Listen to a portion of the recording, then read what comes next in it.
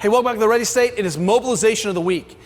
Now, from the dawn of era, all of the good therapists have said something very simple. Mobilize at the position of restriction, MAPR, which means your tissues, your joints, they all have context.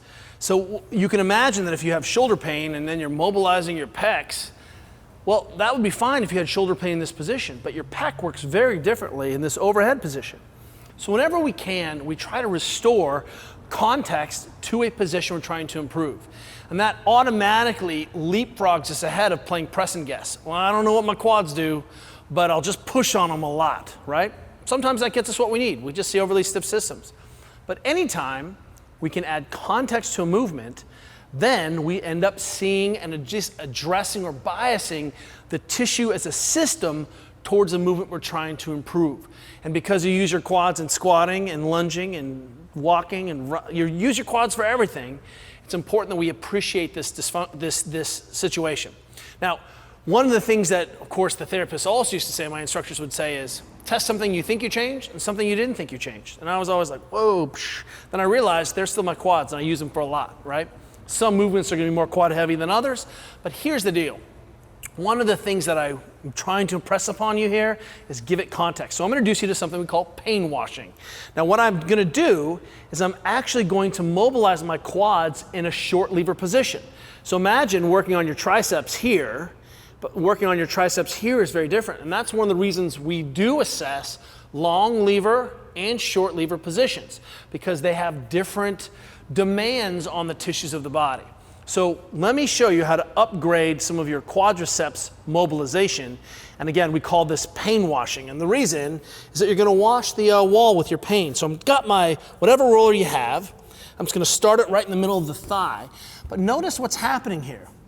I've got the leg up the wall in a flexed position. And this is important. I can actually relax here. So normally when we see people touch this position, maybe they're rolling and they pull their leg back for a second. And in that second of pullback, it's very active, but they don't get a lot of time to put the tissues, fascia, musculature, skin, into this context and mobilize in these shapes, which means you're actually potentially missing a whole lot of range and expression of that tissue. Now, you don't have to be in every corner and every vector and every ray, but giving some general kind of guidance towards the context you're trying to improve. What I love about this position is that I can support myself on the other knee, the leg can relax, and then I can actually also work on biasing rotation here, which is the name of the game and has always been the name of the game.